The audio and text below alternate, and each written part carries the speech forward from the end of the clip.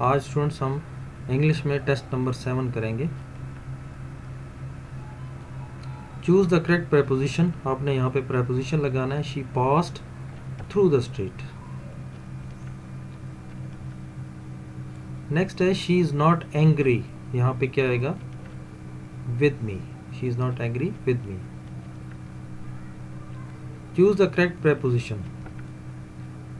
Do they agree, आगे क्या आएगा?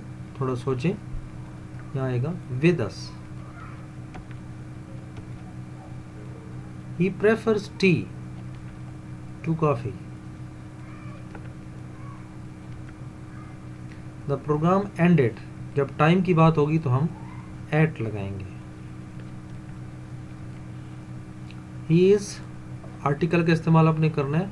वावल साउंड दे रहा है तो यहाँ पे an का हम वर्ड लगाएंगे।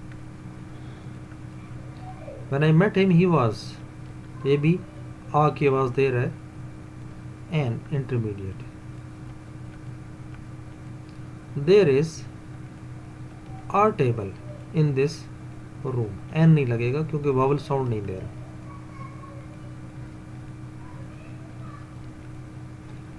She is going to visit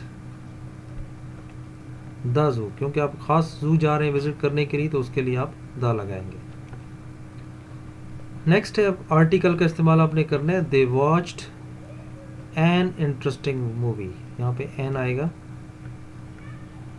यहाँ पे स्पेलिंग मिसिंग है मैसेज, ME।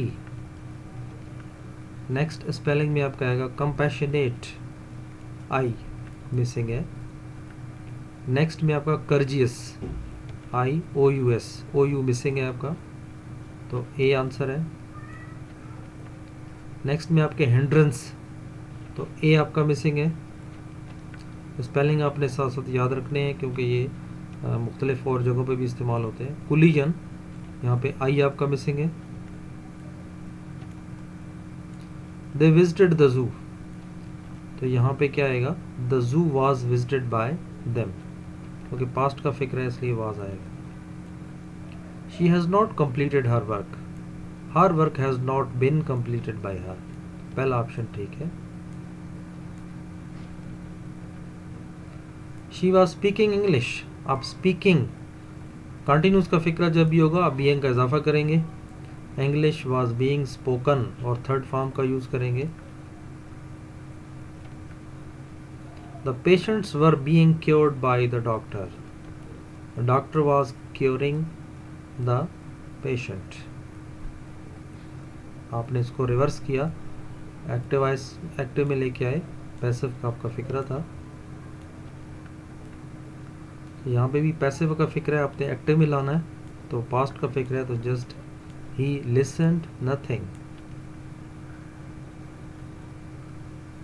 ये इनडायरेक्ट नरेशन है। The beggar, sorry direct narration है, इनडायरेक्ट में आपने चेंज करना है। The beggar said to the man please help me, तो ये रिक्वेस्ट कर रहा है। The beggar requested the man to help him, और यहाँ पे दैट का इजाफा नहीं होता। डिटेल में हम इंशाल्लाह नरेशन में पढ़ेंगे। She said yes the dog is mine, अब उसने पॉजिटिव में जवाब दिया है तो she replied in positive that the dog was hers.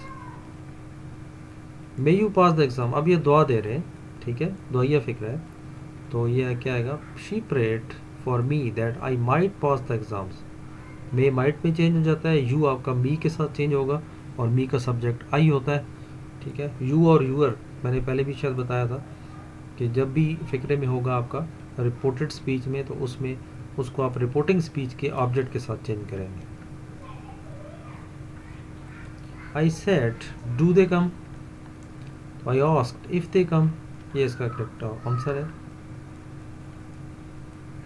She said no I am not ready, तो देखिए यहाँ पे नो, पहली नो कर दिया उसने, तो इसका मतलब नेगेटिवली उसने रिप्लाई की है। She replied in negative that she was not ready. The man died, preposition का आपने इस्तेमाल करना है, of the disease. They should get rid of, उन्हें उससे छुटकारा हासिल करना चाहिए। The pond abounds in fish. He was quarreling with his brother. तो जब भी याद रखें विद वहाँ पे हम अक्सर इस्तेमाल करते हैं, तक नेक्स्ट अगर आपकी कोई जिंदा चीज़ है और बंदा है तो फिर विद लगाएंगे. His house is next to mine. He did not. Do, did, does के साथ हमेशा वर्ब की फर्स्ट फॉर्म आती है रिफ्यूज. द पियन, आप देखें यस्टरडे की बात आ गई है, तो यस्टरडे में पास्ट की बात है तो जाहिर है रैंग.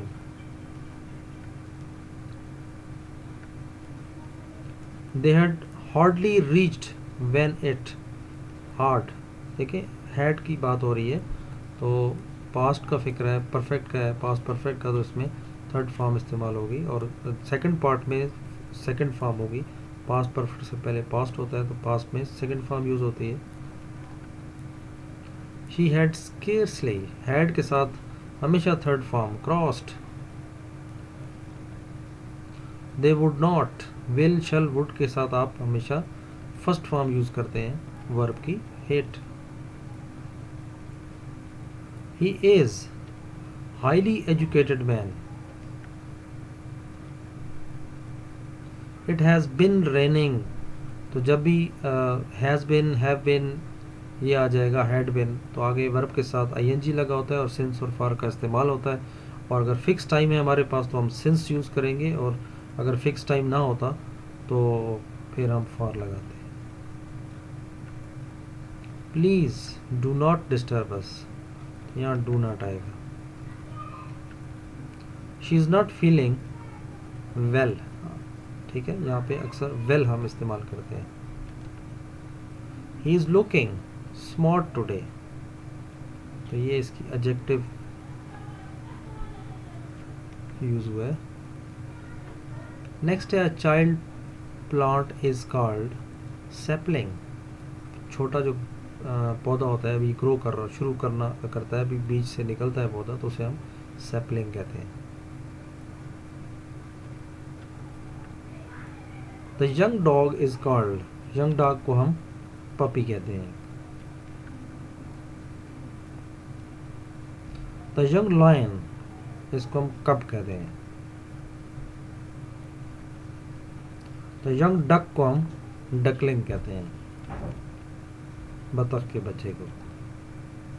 द यंग कैट, बिल्ली के बच्चे को हम किटन कहते हैं.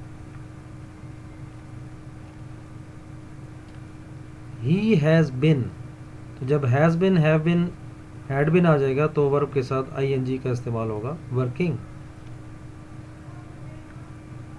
Please don't make a noise, do not आ गया तो डू नॉट के साथ फर्स्ट फॉर्म यूज होती है वर्ब की. वी शुड नॉट वेस्ट, यहाँ पे यह फर्स्ट फॉर्म इस्तेमाल करेंगे क्योंकि विल, शैल, शुड, वुड के साथ हमेशा फर्स्ट फॉर्म इस्तेमाल होती है. He has to look after, तो यहाँ पे भी टू के बाद भी फर्स्ट फॉर्म आती है वर्ब की, ये याद रखें. यस्टरडे ही मेट, तो यस्टरडे क्योंकि पास्ट की बात आ गई है तो सेकंड फॉर्म यूज होगी मेट, मीट, मेट, मेट. तो व्यूअर्स ये था आज इंग्लिश का नेक्स्ट लेसन. उम्मीद है आपको पसंद आया होगा, और अगर पसंद आया हो तो लाइक ज़रूर कीजिएगा, और अभी तक आपने चैनल सब्सक्राइब नहीं किया तो चैनल ज़रूर सब्सक्राइब कर लें और अपने दोस्तों के साथ शेयर भी कर लें ताकि ज़्यादा से ज़्यादा लोगों को फ़ायदा हो. और जो लोग आर्मी, नेवी, एयरफोर्स में भर्ती होना चाहते हैं तो उनके लिए ये बहुत इम्पोर्टेंट टेस्ट है, ठीक है. बहुत सारे सवाल इन्हीं में से चूज़ किए जाते हैं, ठीक है. तो इसलिए इसको ज़्यादा से ज़्यादा दोस्तों के साथ शेयर करें ताकि आपके बाकी दोस्तों को भी फ़ायदा हो. बहुत शुक्रिया.